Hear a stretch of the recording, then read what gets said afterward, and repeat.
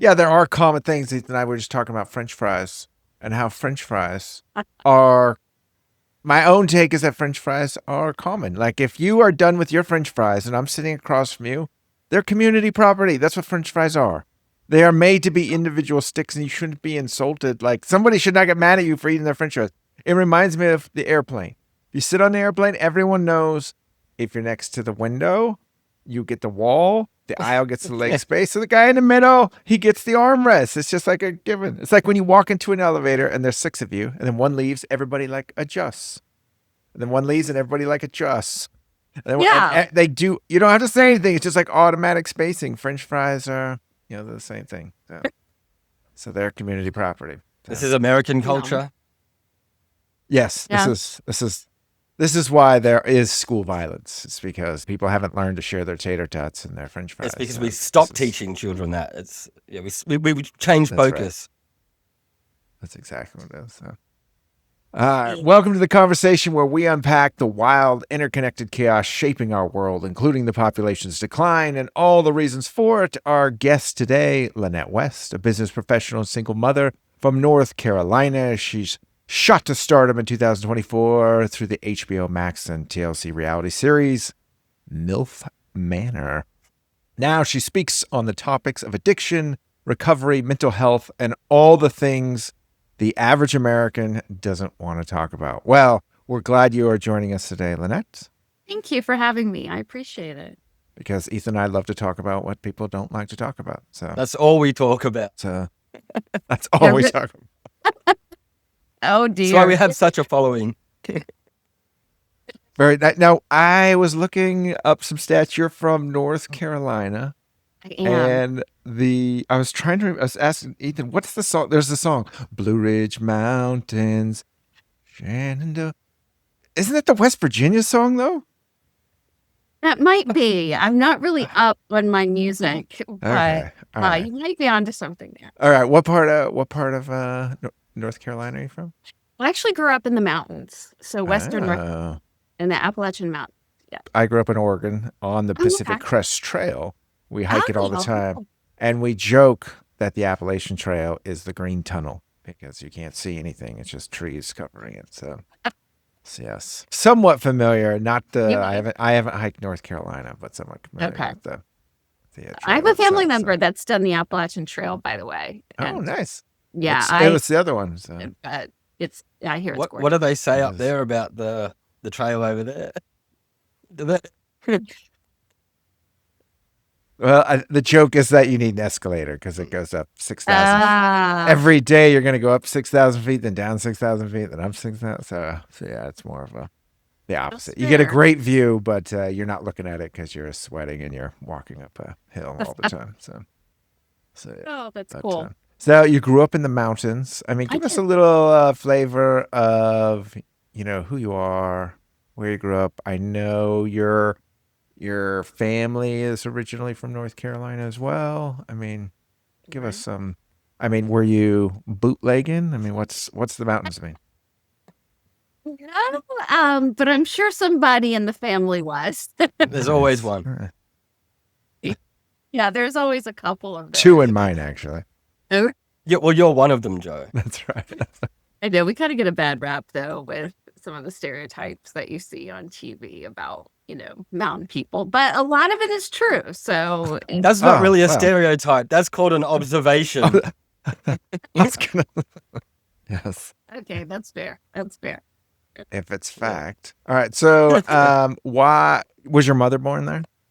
She was. Both my mother and father were born. My mother was born in Franklin, North Carolina, and my father's family is from Cherokee County, like from back in the 1800s. So. Oh wow! So early settlers. Yeah, it's a unique breed of folks that live up there. That's where Eric Rudolph went and hid for like 10 years. He was the was that North Carolina? Yeah, he was the Olympic bomber or the whatever. And so he went up there and just conveniently disappeared. So it's a lot of people that are very distrustful of the government. Mm-hmm. A convenient place My to kind of disappear people. into the mountains. Yes. They're pretty hardcore. Yeah, they call them preppers there too. Are they preppers there too? They got bunkers. They got legit bunkers there, right? Yeah. My mother was very much a doomsday prepper, and she had her basement full of food and supplies.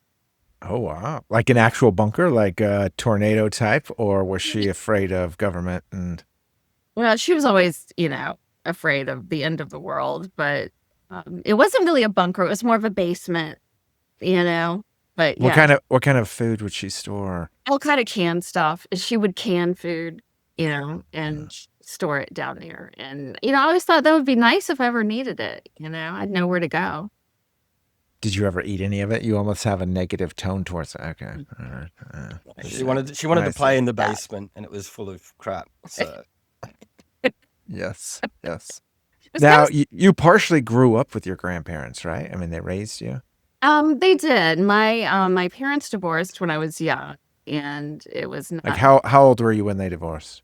They divorced officially in 1979, so I was 6. But the fireworks started many years before that because the divorce was very drawn out. I didn't even know they had divorce back then. Like that seems like sorry, it's pretty common now. Don't forget the Wright brothers are from North Carolina too, so people have been trying to get out of that state for a while. So. This is true, but that was on the other end of the state. That was I see. off. Yeah. They can't leave your part. This is where gravity has a little stronger hold. Okay. You're So stuck. when your parents split, Mm-hmm. you all 3 split? And so you Well, went to your yeah, the grandparents? guys did. Wait, did they go off and you? Is that how it split?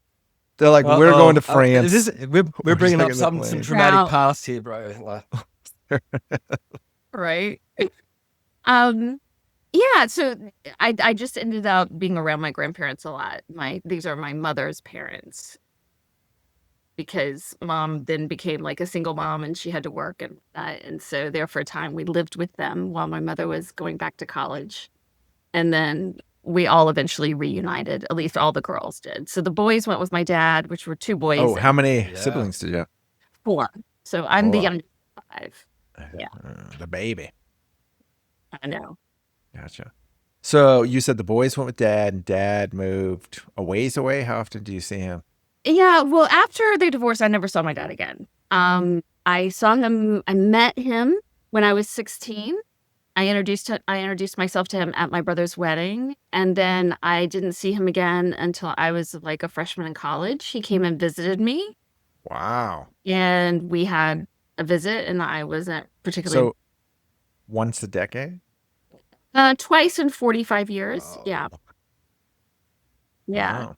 Yeah. Now, was that part of the parental visits and the breakup, or? Well, that didn't go so well. So there was a lot of chaos, a lot of violence anytime there was an exchange, which was primarily around me because I was the youngest. So that stopped. And I think to keep the peace, he just left. He later told me, because I have since reconciled with him, by the way. Oh, Thank you. That he left because he knew if he didn't, that one of them would be dead. One of them would kill the other one. And I mean, Ethan and I were just talking about. I've been never through drink divorce, the- so I never know drink the it's- green Gatorade. I've been through divorce, so I can understand. Sometimes it gets very hostile during separation. Yeah. But Ethan, that's you. We can. Oh man, understand I was the one that. under attack. I'm the victim here. He always tells me that. I believe him. So they split. You didn't see your dad for a while. Now, how often did you see your brothers? Well, my oldest brother, he went on and eventually joined the military. So I didn't really see him that much. But when he left and went to the military, the next brother down, he came back to live with us. So I did grow up with my youngest brother. Gotcha. Was there a lot of age between the 5 of you? Yeah, well, it's 11-year span. So the first 4 were born in 5.5 years, then a 5.5-year gap, and then me. So it was like So you were kind of an only child. She's a number absolutely, one, yeah. remember, Joe? 'Cause Brendan- She's a number one. Oh, that's right. Yeah. Because no, basically, there's only four types we've learnt, and once you have 4, the 5th one becomes a number one again. So Oh, I like A that. different guest came and explained how Ethan and I are both, single children, spoiled brats, and so we're appreciative. So we always try to pass that on to as many people. actually, as I'm we a can, number so. 2, bro. You are a number two. That doesn't sound good. I'm exactly what your mother said. I need to go number two, and out came Ethan. So yes. No one wants a number two. Your No one wants a number two. No. So your siblings are traveling. You're really there. Your mother's working, a single mom. Your grandparents really raised you. Do you remember your grandmother? I mean, how old were you when you went to move back in with your mother? So I was in the 3rd grade. So we all like reassembled in Silva, which is where she was going to college. And yeah, so my grandfather then abruptly died in 82, very tragically. And yeah, it wasn't the best of times, but I mean, with all things said, it wasn't the worst of times either. But as a child, whatever your situation is, you just think that's normal. Correct. So I thought everything that I was going through was just normal. I mean, I knew we were poor. I definitely knew, from that perspective that we weren't normal. Was that because you had a couch on the front lawn and a mattress, or was that? No, that's because I had the free green lunch token. So at nice. school, when they would roll call, you would go up and get your lunch tokens. And there was reduced lunch, which was yellow. And then there was green, which was free lunch. So the kids knew if you were getting the green coin, you were really broke. That's a bit of a public shaming. Separation of the classes early on. It makes sense. Yeah. Absolutely. Wow. Were there a lot of kids in your grade that would get the green card? There were only a few of us, actually. It's the same for the country now, actually. Yeah. We don't give away very many green cards. So. Not at all. Are there that many people asking for them these days? I don't know. I know. There might be people trying to get the hell out. So there were a few of you. Did that have any impact on you, letting you know that you were the poor kid in school? For sure. Because I remember this one girl. I remember her name. I won't call her out. She used to make fun of me for the clothes that I would wear, and she would make fun of me every time I would go get my green lunch token. And our classes were divided not only socioeconomically, but also by intelligence. So there was the mountain group, the Piedmont group, and the coastal plain. The mountain group were the smart kids. The medium smart kids were in the Piedmont, and then the slower learners or the special kids were in the coastal. I wonder how they divide these kids. Did they have 3 sets of signage? Did they have 3 sets of signage everywhere? Like, was there different languages amongst the classes? One was in words. Yeah. The next one's in colors. The other one's like light, just blinking. Like over here, it's like, oh, this must be my group. But I remember this girl used to tease me about being poor. Well, she was in the Piedmont group and I was in the mountain group. So I always remember thinking, bitch, I'm smart. My situation. You were in the smart group. Nice. Yes. You're dumb. You'll always be dumb. I may be poor now, but that's not my, lot in life. So yeah, but that was a powerful motivator. I think it made me work really hard and it made me aspire to have nice things. Nice. Now you grew up there. You ended up living with your mom. I'll touch on this only for a moment, but later in life, you ended up realizing that, or having lots of flashbacks, that my own brother, went through some very hard times. I kind of, not to make mockery of this, but I'm sort of sad because out of the sexual abuse, I was the one they didn't pick. So I sort of like, man, what's wrong with me? What's wrong with me? So, but you were abused by your grandfather, to say enough that, later had an impact. And so as you moved on, it's one of the things that, you went to school. So tell us now, you lived with your mom, you're an only child growing up. I mean, you went to school, you knew you were smart, you're confident, you were definitely, that helped drive you, I assume? Oh, for sure. And, as a little girl, I dreamt of going to college and getting a high-paying job and having a big mahogany desk with an intercom where I told people what to do. Like, those were the kinds of things I dreamt of. I didn't dream of, like, a wedding and a husband and kids. Like, that was never part of my plan. And do you know where you got the vision of what you wanted? I mean, do you remember? Yeah, from my mother, I'm sure, because, she had not gone to college and, linked up with my dad. And they were very successful together in business, but when they dissolved their relationship, it dissolved the business and it went bankrupt. So there was no more money. And I just remember thinking, yeah, it's nicer to have money. I want to do whatever I need to do in life to make sure I have plenty of money. And that was a message that she reiterated as far as don't ever count on a man for anything. Do it yourself. Gotcha. So she was a role model in a number of ways. I mean, Absolutely shaped everything about me, I would say. Well, there's no dad. I mean, there's no other input, is there? So she's your base programmer. Absolutely. And the unfortunate thing is that she was very narcissistic and she suffered from a variety of mental health conditions that went untreated for many years. So there were a lot of conflict. I mean, she and I got along for the most part, but there were some aspects of her personality that were extremely cruel. and how was that growing up? I mean, obviously, when you're in it, you don't know, hey, my mother's a sociopath. She's dealing with this, so be calm. I mean, in the middle of it, were you, my mother's crazy? I mean, I can only see it as my own daughter. But or were you kind of like, she knows all, she's No. right about everything? I thought the sun set and rose on my mother. Absolutely. Like she could do no wrong Do you in my eyes. do you start dealing with And- it when you start seeing yourself being your mother? Is that when you start cluing into it? Because like I never saw myself as either of my parents until probably at least being an adult, maybe having kids. And then like it's not that I love my parents. I think they did a great job, but I often try to make other choices to them. And it surprises me Right. when I end up being exactly the same as them. It's like, what did I do wrong here? Like I don't know. Well, I think that's good. I think that's a sign of self-awareness that you have the ability to kind of look outside yourself and ask yourself, oh, gee, is this like my mom or My my parents dad? are Or awesome. where am I getting? Are you being sarcastic? No, they're very good. They're very good. Oh, I love that's you, mom and dad. I know his parents. They are good. Ethan Okay. is a number 2 so, Yes. in numerous ways. So in every sense of the word.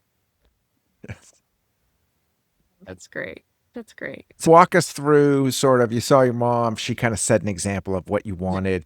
How did that steer you now? You went to high school and where'd you go from there? Take us kind of Yeah, adventures. I was your chronic overachiever because love was always conditional in my home. So you were only as good as your last achievement. So I learned early and often that if I wanted to feel love or validation, I had to not just achieve but overachieve. So I became this anyway. Yeah. So I went on to the University of North Carolina at Chapel Hill, which is a great Nice. Great school and Yeah. local. Nice. and I had a great time there. They have a terrible basketball team, by the way. Well, yeah. So we're doing some rebuilding. No, Yes. can't be good. I'm All. always saying that from Texas. So Oh, okay. So- That's fair. That's fair. But yeah, and that's where I met my ex-husband. And yeah, I didn't do so well in college. Now what? Let's jump into love here. So how often were you dating when you met him? Was he your first love? I mean, I had boyfriends in high school that were probably like my first loves. But I met him. It was what should have been my junior year of college, but ended up being my sophomore year. I took like the 5.5-year route just to prolong the fun. But yeah, and as soon as I laid eyes on him, it was instantaneous. It was like, my knees got weak, my stomach started trembling. And at the time, I See, thought, people Yeah, mistake that this doesn't for sound love like so love. often. That sounds like the flu. Sounds like it you're sounded like a warning. It was a warning. you're about to give birth to a I number would 2. need codeine if I started feeling those kind of symptoms. Well, but as an ignorant child, I didn't know. As a young lady, I did not know. Mm. I thought this meant this is the man I should marry and whose children I should have. I didn't know it was my internal warning system going, danger, danger. And this is pre like the swiping apps and any of that, right? So you had to meet this person in person, have conversations in Yeah. person. Yes. How long was this courtship? Oh, we dated for about 1.5 years and then I got knocked up. Oh, very Well, nice. hey. Shotgun wedding in North Carolina. No, we did not get married. I did Oh. not want to get married because remember that was Oh. not part of my I gotcha. He was just a man. yeah. Is it? So there was never even any discussion of getting married because like I knew that like Ah. he was my forever guy. But yeah. So I had a son, and the day I brought my son home from the hospital, my diploma was at the mailbox. So it's like literally the two greatest accomplishments of my life at one time. Nice. You did Delivered. it. Exactly. Nice. So you had one son. You Hello. didn't marry. Did he stick around? I mean, you said you got divorced. So that's why I'm Yeah, we eventually somehow He- you got married. So Yeah, he wore help me us down. with the gaps. Okay. He wore me You're down. hanging there long enough, we Joe. Yeah, you can wear him down. Ideally, get them. Yeah, pregnant. it helps giving them a kid. That gives a little bit more. Yeah, that helps. That helps. But I was pregnant with my daughter Grace. Oh, you got to knock them up twice. It's That's- called what it is planting now. seeds. It used to be. Planting seeds. It used to be once. Now it's like twice. Yeah, planting seeds, right? But I had no interest Impressions. in so. Yeah. Gotcha. But he wore me down. He's like, it's the right thing to do. So I was 6 months pregnant with my daughter, and we just went to the justice of the peace and got married. Ah, so very lightweight kind of wedding. How long were you married? And how far apart are your kids now? And they're 9.5 years apart. So I've got a 28-year-old son and a Wait a minute. Wait. Well, He knocked you up with kid number 2 a decade later. Okay. We do have to go back and fill this in. And that's not, I assume. together. We were together off and on throughout Yes. the period. I assumed it was like 9 months later, but 10 years. No, it was So, 9.5 years later. Let's go back to kid That's a number lot of 1. wearing Did he down. move in? That's a lot of wearing down. Did you cohabitate to kind of raise him? Okay, all right. So you were Okay. living together. Okay, all right. So there was a 2-parent household trying to raise him, and maybe there were some off and ons here and there, but mostly on. Yeah, mostly on. I mean, we broke up a few times. He was very disloyal. He had a wandering eye. He seeks that Promiscuous. email yes. validation, so Mm, what can you do? yeah, seems to repeat itself in your life. Every until you heal it, it repeats itself. Okay, I'm ready to hear this part. But all right, so you had your second child 10 years later Mhm. was a girl. So Yes, very I nice. got one of So each. you got one of each. So do you have 3 or do you stop No, at 2? just the two. 2. Just- Okay, so you I did it. stopped. You're not quite growing population. It's 2.1 to grow population, but we'll take it at 2. That's Well, pretty good. she's I did my she's part. actually Yeah. doubling, yeah, because she doesn't have a partner, Joe. So she is actually doubling. That's true. That's true.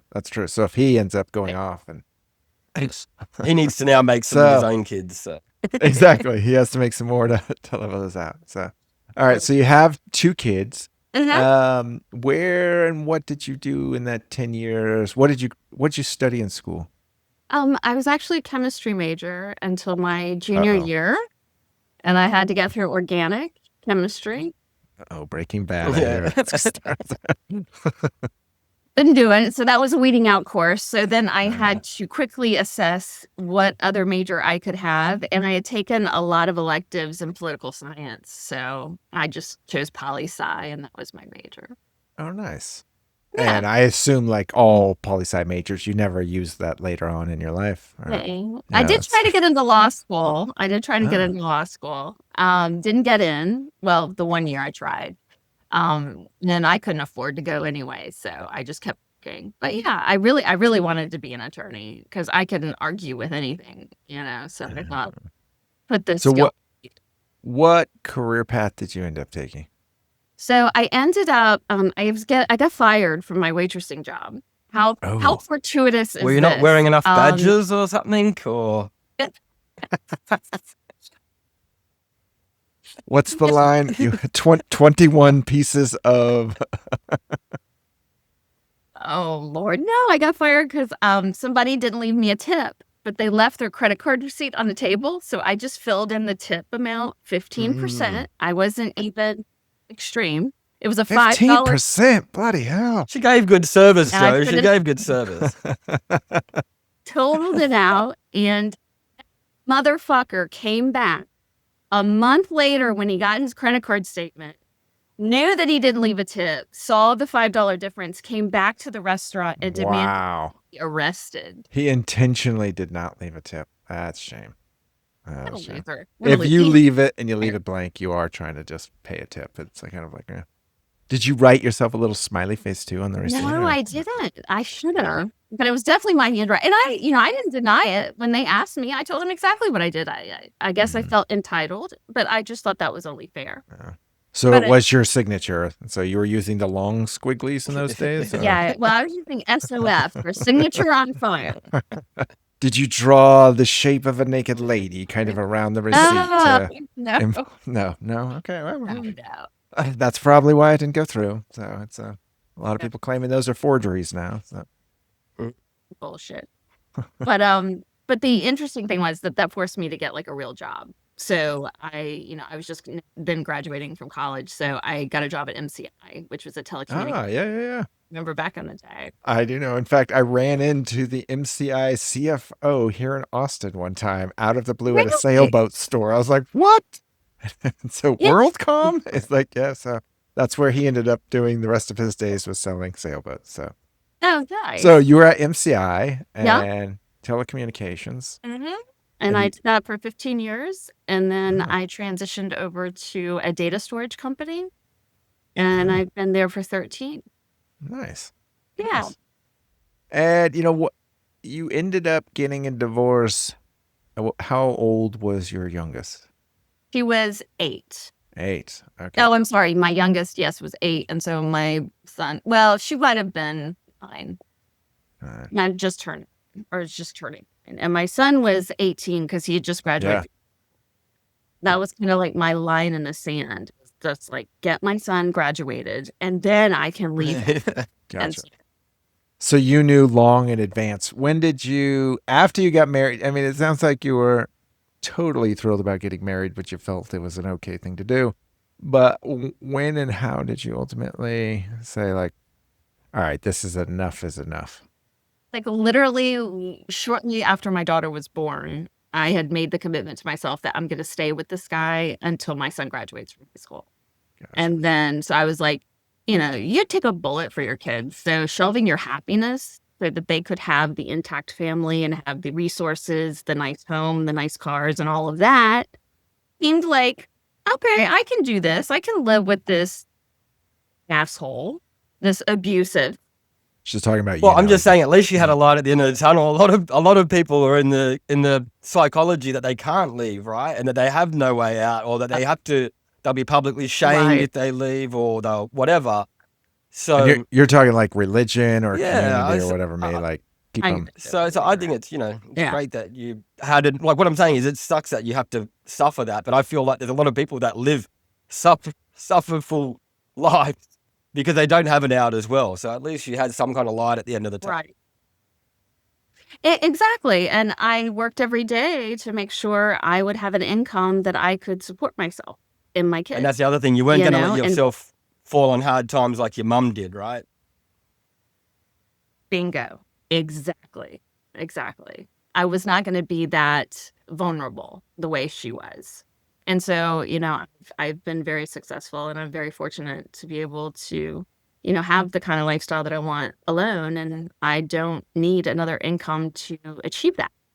So now you said vulnerable. I want to touch on that because you said you didn't want yourself to be vulnerable.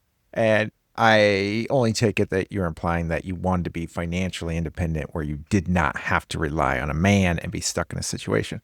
But I also imagine there's a lot of emotional things that go into a marriage, a divorce, and kids. So I would almost argue it's impossible not to be vulnerable at the same time. So how ultimately did the breakup go? Well, what happened was, I went to the beach for a couple of weeks with some friends and my sister, my cousin, and my kids came down later, but my husband wasn't there.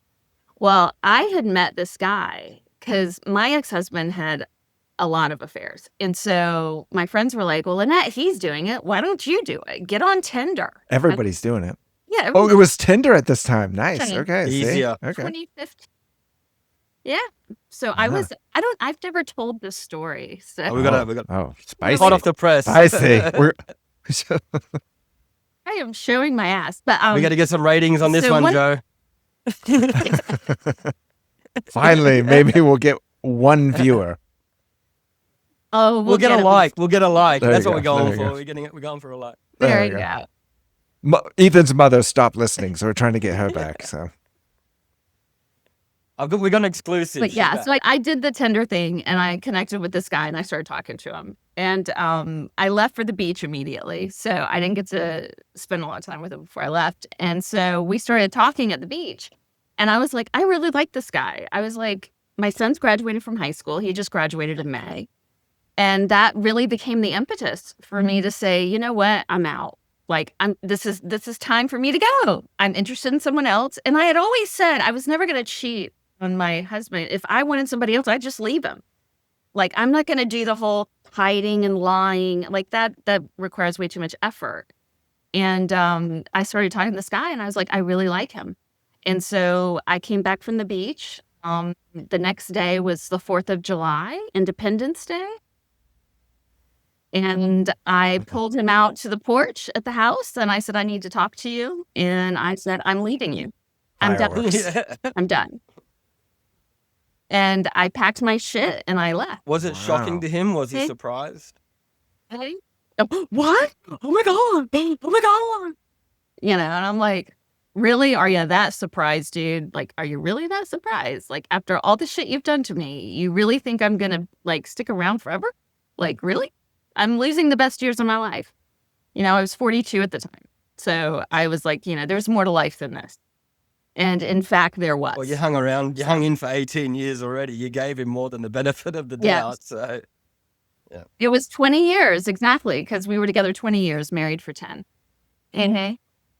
And how do you all stay in contact? You still had a daughter, Right. with you. Yeah. So we have been in touch. I mean, we are very civil. Like, we can be in the same place at the same time. I mean, I just don't think very highly of him for obvious reasons, but I'm respectful and polite, and I give my permission to my kids to love him. I'm not trying to make it difficult for them. And I assume that's you didn't see your dad for, decades at a time. So I imagine you're trying to keep your father in the same game so they're not stuck with the same problem. So. Yeah, I didn't want to give my daughter daddy issues like I had. Right.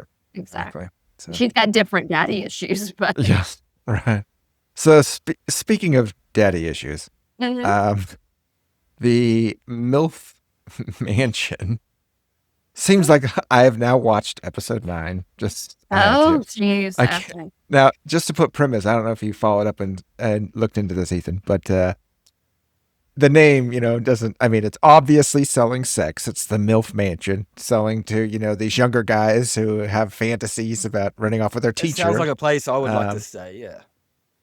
Yeah, exactly. But you would love the season 1, Ethan, is a bunch of women who bring their sons. So they're all like 50s to late 40s, and they bring their 20-something sons, and then they all date each other. Yeah. I think SNL did a music video about that, I think. Yeah. Oh, did they? A Mother Lover. It's called Mother Lover. It's a great song. Yeah. Yes. So then season 2, which is where Lynette steps in, season 2 is different. They brought, a lot of, I'm just going to say cougars for the sake of having fun with this. So they brought in some cougars and brought in, of course, at that point you would know they're going to be younger guys because that's the show of the season 1 is MILF. Granted, I don't know if they even had it out when you started this, so they probably had a different name for it, but I'm sure you knew the general crux of it. But then the surprise was they also brought their fathers. So, instead of mothers and daughters, it was fathers and sons and a whole bunch of ladies. And so, as you can imagine, what is interesting is, if somebody asked me to do this, I would say, yeah, because it sounds like it would be fun. But it is at the same time, it's like, you are being used because they're selling sex. So it is selling sex. Now, I only throw up my comment, and then I'd love to hear, you can give us your take and however you want. But one of them, I've heard some various things from you as I've listened to a couple of interviews and read a couple of articles. And, or I guess they weren't articles, they were more of a blog post. But You seem like you need to be apologetic for leaving the 9th episode, even though you're saying I'm not apologetic of it, but my own take is most women support you in doing it because the way they view it is that you were kind of dating a guy, and I imagine you didn't really go on this show to meet someone. It's like, we're making a show, we're going to sell sex, and you're involved, and you're like, great, let's see where it goes. But I imagine you're like, this isn't an opportunity to go find someone to fall in love with. But you do end up, is it Anthony? You do end up, making a connection with Anthony. Right. And the first 8 episodes kind of show you seem connected. And they do bring in this, I forget her name now, but Rebecca, yes. Great Rebecca. And on episode 9, he's giving her a massage, quote, dry humping her on a counter. Like, how is that a massage? I don't even know. She's like, oh, it feels so good. And he's like, literally, You haven't heard of it? dry humping her on a counter. What was the technique called? And What then, was the technique called? Serious, yes. He was giving a thigh massage, apparently. But then what's crazy is they have a room where anybody can go in this room. It's like the special. I assume the difference in the room is there's no cameras. Is that what it was? There are cameras in there. Oh, there are cameras. Yeah. Okay. Yeah. So anyone could go in this room. He ends up taking her in this room for this other massage. But the real point of it is here you make a connection with someone, and just like any damn male out there, he starts playing the field. And so as a respectable woman, you're like, listen, okay, as any woman has to do, let me know when you've made up your mind because I'm out. And so that's why I would say the nice thing about episode number 9 is you got to say, joke's on you. I'm not going to help you sell sex. I am also going to stand up and say, I'm a woman and I have standards and I don't have to take a bunch of crap. And so if you're going to play, then I'm out. So that's my 2 cents. But now I'd love to hear, your take on it. No, to be honest with you, that's pretty much how my thought process went. I was like, I'm not going to be humiliated. Like, I had this humiliation throughout my marriage and throughout the relationship with my children's father. I'm not going to get on national TV and have it played out again. I was like, fuck that shit. I don't have to be here. I'm not married to any of these people. I signed an NDA, not an appearance contract. So I just was like, I'm not going to stand for this. It's too embarrassing. I felt really humiliated, and my first reaction anytime I'm stressed is to run. It's fight or flight, and you don't want me to fight. I don't look like I can fight, but trust me, I can fight. And because I grew up in a very violent household. So I'm like, I don't want to be pushed to that. So my alternative is to just run and just go. So that was my instinct. And that's what I left. Yeah. Have you and Anthony ever connected afterwards? Oh, really? Interestingly enough, as soon as he got out of the house, now remember, the only thing I knew of him and Rebecca before the show aired 9 months later was that they had just been a little flirty. I had no idea of the scope of what he was doing with her until the show came out. You didn't know they were dry humping. Didn't know all of that. Had no idea. So as soon as he got out of the house, now while we're filming, they take our phones, our laptops, our passports, everything. Like, we're confined. So when I left early, there were a number of days where I was not able to get in touch with anybody, right? So because they were all still filming. Well, when he got out, he got his phone back. He called me, he FaceTimed me, and he's like, "You were the first person I'm FaceTiming when I've gotten." Oh, yes, of course. And so we had started a dialogue, and we were making plans for me to come visit him at the Jersey Shore. Lynette. And listen, Ethan and I are offering a service soon where we're going to, add anxiety to people's life. And we're basically, you just wear our headphones and we will basically just commentate your entire life. So if you want the service, let us know. But I think we would have been helpful at this time. Please tell us, please give us a list of the most, terrorizing moments of your life so we can make sure we go through them thoroughly. Yes. They keep repeating them. Yes. Yes. Absolutely. Yes. Absolutely. All right, so you make plans to meet up. Yeah, it didn't work out. Anthony. I asked him for dates. Yeah, he even went so far as to research which airport I should fly into and everything. And I said, okay, well, let me know a weekend that works. And then he ghosted me. I never heard from him again. Yeah. And I waited 2 weeks. I didn't hear anything from him, so I blocked him.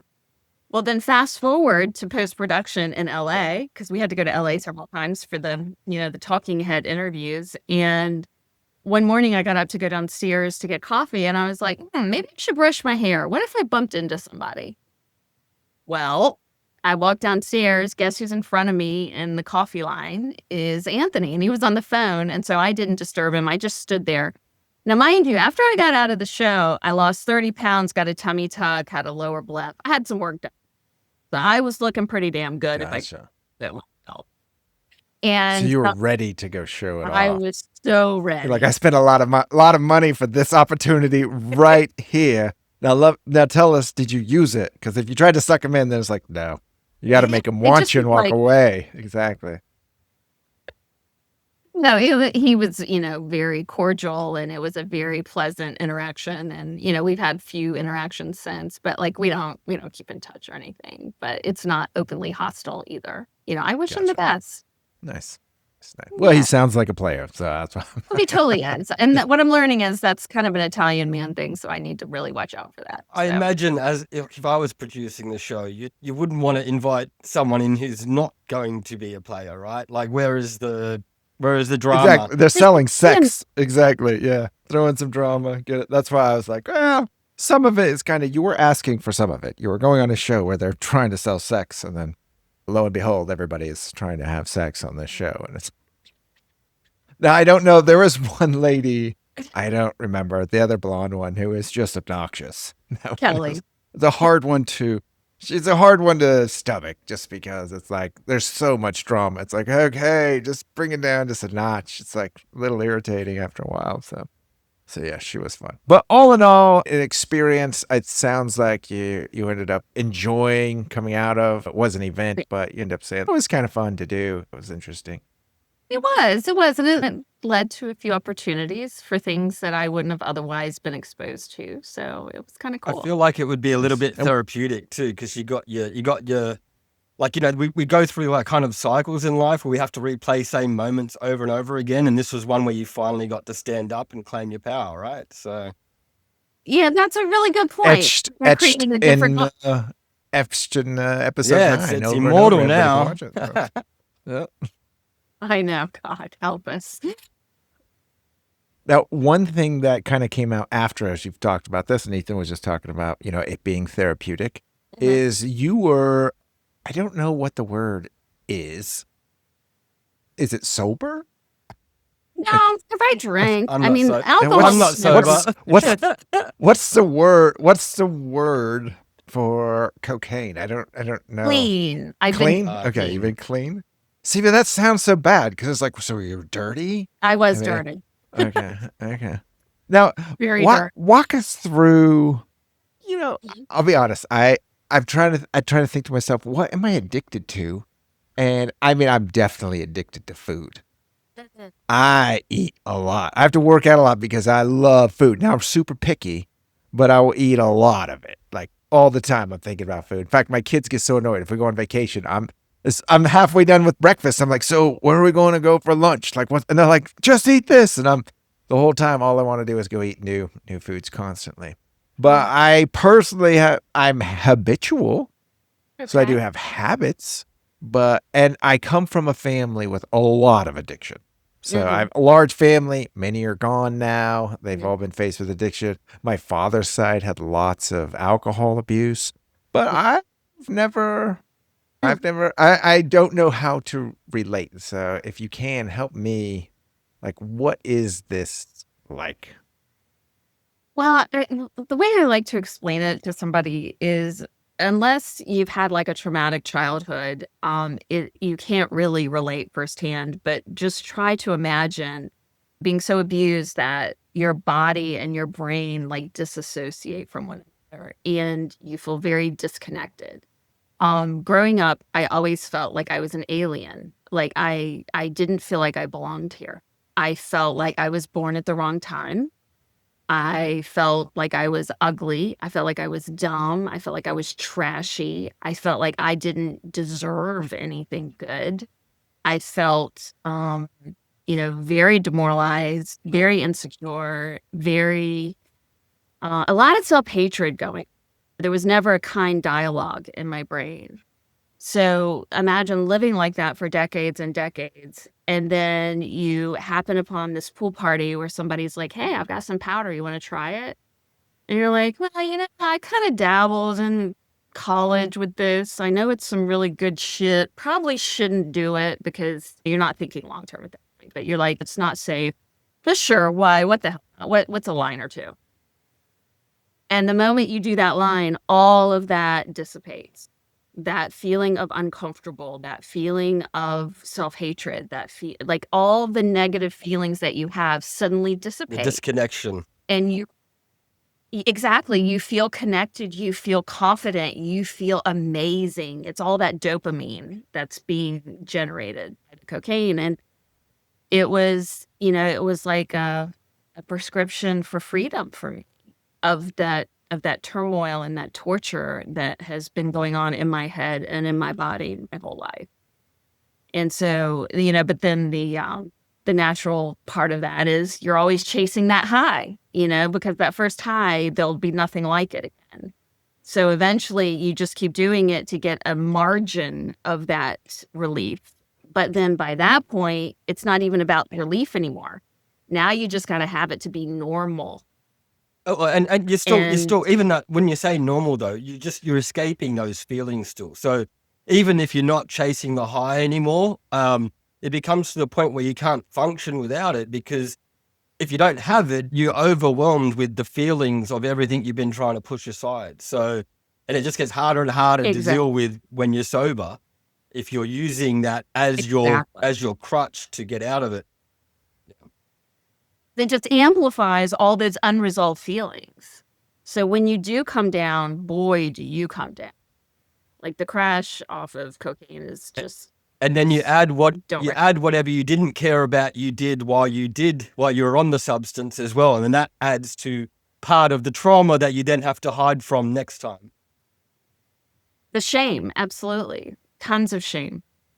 And what kind of triggered you wanting to come down?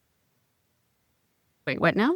What triggered wanting to stop? You said that when you came down, it was awful because all of this builds up, it accumulates. I mean, what ultimately made it? Because what I want to hit that, and then I want to go back and touch on, really, it's not so much the drug you were addicted to. It became a physical thing, but it was really an escape. It sounds like an escape of a lot of various things. I really want to dig into this escape more than anything, because it's less about drugs. It's more about the escape. But what made you want to stop and finally say, okay, now this has gotten out of hand? I just had a situation that happened one morning after I took my daughter to school, and I came home and I looked at myself in the mirror and I was just like, God, do you want to kill yourself? Do you want to die? Because if you do, there's a cheaper, easier way to do it. Because this is just not the way to go. And it was the first time in my life I ever looked at myself and said, you know what? I don't want to die. I need to be here for my kids. I have things I need to accomplish. I don't want to die, and I can't figure out how to stop this myself. So I've got to get some help. So, and you were a single mom at this point, right? Oh yeah, for sure. Yeah. How much pressure did you feel from just being a parent as a single mom? Oh, immense. I mean, if it weren't for my children, I wouldn't be here. I would have offed myself years ago.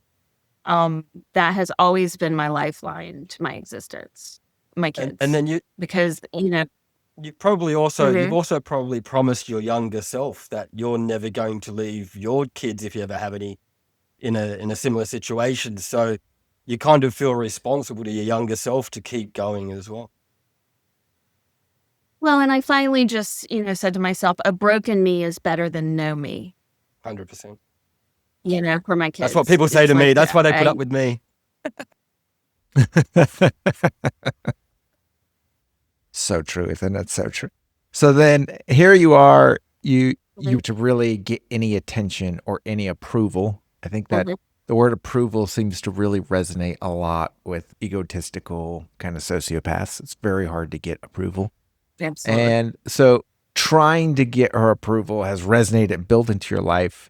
Do you ever find yourself and Ethan talked about this at the beginning, where you find yourself projecting now onto your kids, where one time you look in the mirror and then you're like, damn it, it's my mother. Is there any of that where you're like the cycle is just hard to escape? Fully, because you need to be very cognizant of the fact that when you speak to your children from the time they're born until they're grown, your voice becomes their inner voice. So what you tell them, you assimilate, and that becomes your own voice. So it's so powerful. And there's so many times I catch myself saying and doing things that my mother did that I know weren't good. Now, there were a lot of things she did that were good, that were right. And I try to emulate those things with my kids, but there were a lot of things that weren't good. And there are times where I would be like, okay, what would my mother do in this situation? Okay, she would cuss me out, slap me, call me a whore, and throw me out. Okay, that's what I don't need to do with my kid. I need to do the exact opposite. Right? And so I would say, okay, let's be calm. Let's ask questions. Let's reassure them I love them. I would do everything opposite of what she did because I knew the damage of what she had done to me. And what's your youngest now? How old is she? She's 19. 19. Nice. Mhm. Okay. So you got some, and he is 27 now, 28? Okay. Yeah. What's your relationship like with them now? With my daughter, it's very good. We've always been very close. She did competitive cheerleading, and if you know anything about that, that's a... My daughter's 17, and she asked me watch the reality show. I don't know what it is, a bunch of dancing teenagers. And man, that wears me out. But if it's anything like that, it's nuts, the cheerleading world. So yeah, it's hardcore. So we were always joined at the hip. My son, unfortunately, now he and I have sort of a strained relationship because I kicked him out. I kicked him out of my house about 2 months ago because he... Oh, this is fresh. Wow. He's been living here. So there's still time to heal then. So Well, at some point, you've just got to like stand on your own. And yeah, he said some things that really were hurtful. And I told him, if you don't like it, then get the fuck out of my house, you know? And that's what happened. And he's living with his dad. It's not like I threw him on the street, you know? maybe he's not going to learn then. Maybe. Did he go to school? He did not go to college. He graduated from high school. Yeah. Okay. Yeah. And where did he work? Yeah, he's working. He's a very hard worker. He works really hard. He works at a dealership. He's working like 6 days a week. I mean, I kind of feel bad for the poor kid, but yeah, he's not been afraid to work. But he just didn't have the same kind of path that I had or his dad had. But that's, it's not. Now, I only say this because I didn't know this, so you brought it up. But there is delayed household formation. And so many, mostly men, but women too, are living with their parents well into their early 30s. And they're not getting their own place until early to mid 30s. And so it's very different. You were pregnant in college. You said you're a sophomore, so I assume you were 19, 20? Well, I was 20. Yeah, 23. I got pregnant. 23. Okay, 23. And now here he is 28 and probably has no plans at the moment to have a baby. Yeah, let's hope. Exactly. You're like, let's hope not. So, I mean, there's been a lot of change in society because that's actually very normal. Everyone is kind of delayed things. So where you've already expressed he's not ready to be a parent, but how do you think he compares to you when you were 28? What do you think things he is prepared and things he's not prepared for? Well, I mean, it's a good thing that he didn't have to grow up really quickly like I did. And it's a good thing he didn't have all the struggle and the trauma that I did. So in a lot of ways, he's a little more protected and shielded from the world. And, my idea of love being a 23, 24-year-old mom was you just do everything for them. That's how I thought you showed love. You would do everything for them because, my mom didn't do that. I mean, we were always made to do our own shit. So I thought that was how you showed love. Well, I did not know that also created a sense of learned helplessness and paralysis and an expectation that I would continue to do those things for you well into adulthood. And I so wish I could get my mother to move in and do my laundry and cook. I still wish if there's any way I can get her down here. A lot of love This language is the too, prob- so I get that. I see the same issue with a lot of parents when their kids turn about 10, because they've been, giving them so much tender care and shelter. And then all of a sudden the kids now got to kind of go through this passage of youth into adulthood. And now, I've got to start doing things for myself, like. What?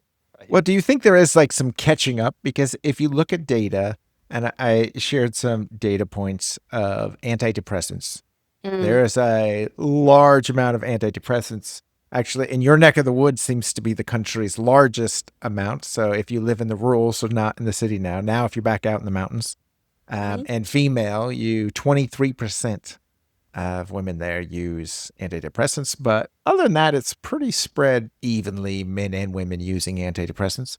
But do you think there is maybe some trauma that happened in generations past, and now everyone's sort of dealing with it, and then they are trying to overcorrect, and now doing the same thing, really trying to love unconditionally their children and really give them everything they didn't have. And now we have, the entitled generation. That's my own. It's a leading question, but that's it. Right? Yeah, there's something to that because the pendulum swung in the other direction. And, anytime you're out at either extreme, it's not good. It's trying to find that balance in the middle. So there was the Pew survey recently, is 2024, but they gave the top reasons. And they were asking mostly people in, I think it's over the age of 26 to 40. So they're asking people, why aren't you having any kids? And the top 3 responses, number 1, it just never happened. So, I don't think that was a thing before, condoms and other ways. It was like, it just happened was the answer, I think. I think that also means that it wasn't a priority, right? Exactly. So those people obviously. Exactly. Well, what's funny is the second one was didn't find the right partner. And then the third one was didn't want to. So I think, there is clearly not a priority, to have kids and those, top figures, which is, I don't know if previous generations would have had the same responses to that same survey. I think they probably would have framed it slightly different. So that's sort of what, brought this up to me.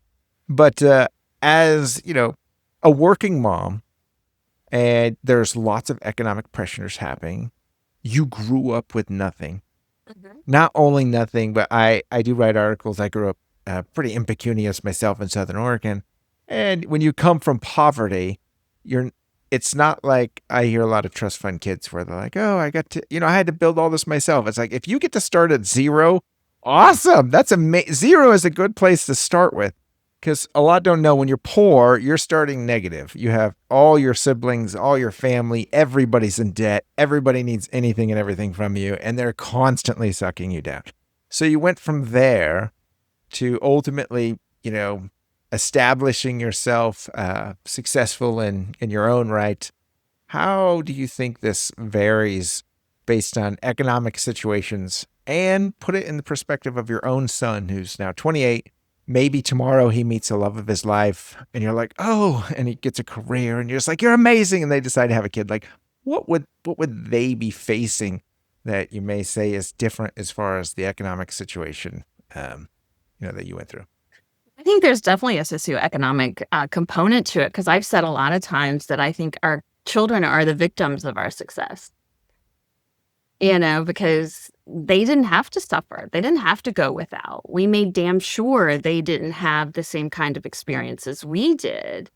And so that's where the pendulum has swung in the other direction and created a sense of entitlement that they deserve these things simply because they've always had them. Whereas we didn't have them, so we feel we deserve them because we've earned them. But there's not really any sense of earning it with our kids. I mean, my kids have never had to dig through old pocketbooks looking for change to go buy bread and milk. you know? Go to the truck and dig in the thing. Go finding the sofas to get 25 cents. Oh yes, we know those days. Exactly. But I mean, society overall has changed. I mean, it's the whole digital age. I mean, the instantaneous gratification of the swiping and the scrolling and all of that. I mean, it's fucked up our brains. I mean, it's made them very dopamine dependent. And, I still do it to this day, getting in bed at night and just scrolling. And it'll be like 30 minutes or 45 minutes, and it feels like it's a blink of an eye. So I mean, I get how you get sucked into it. It kind of takes over. Well, But I mean, it mm, sounds like what you're getting at. I mean, because if you're talking about tech swiping, really the now ubiquitous of social media. I mean, generations today are so exposed everywhere and constantly on display. And you now mm, know this. I mean, you were well, on display at a top level in the sense that, there's a show about you. So do yeah. you think some of that now is fear of being judged? So now Mhm. they're like, if they can swipe left and right in one little picture, it's like, everything I do is being judged. Do you think that ends up pouring down on being delayed parents, saying like, oh, no, everything has to be perfect or I don't want to be a parent? Well, I think it fosters these unrealistic expectations about life and about other people. Because I think what you're looking at online is a highlight reel. You don't get to see the sacrifice and the struggles and the obstacles that people go through. It's just like a celebration reel. So everybody's comparing their best moments with your everyday. I mean, that's not a fair comparison. But I think that leaves a lot of people feeling less than and feeling inadequate. This is why I have a problem with golden circle books. Do you have golden circle books in Yeah. America? They're like Yes, nursery yes, books. exactly. Yeah. I'm glad you're here, Yeah. Lynette. I was about to say no. I don't know. I always have to say this no to They're Ethan. great. Like I don't know what you're talking about. You I have some Australians. of them right back there. We had a very different childhood. Yeah. So they set up a false sense of reality, right? Absolutely. Because they're just all joy and fairy tales, and so that's why you grow up. The princess is going to get the prince. Bullshit. All this kind of stuff, and Utter bullshit. Yeah, exactly. And it creates these false expectations. And I think it undermines their confidence in themselves as well. Growing up, I wasn't the most confident about like my appearance, but I was very confident about my capabilities. Like I knew I wasn't dumb. I didn't think I was brilliant or anything, but I You knew I were had part of the mountain group. oh, well, yeah, I was in the gifted and talented. Thank you so much. But as you go on, it absolutely shapes how you view the world. And I feel bad for the kids, but I mean, we had struggles too that they don't have, and they've got, obstacles we didn't have. And it's all about figuring out how to overcome them and how to continue to go on and be successful despite it. Yeah. Wrap us up here and give us some ideas and some advice that you might share to that very group who are, whether it's trying to start a career, whether it's trying to start a business, whether it's trying to start a family.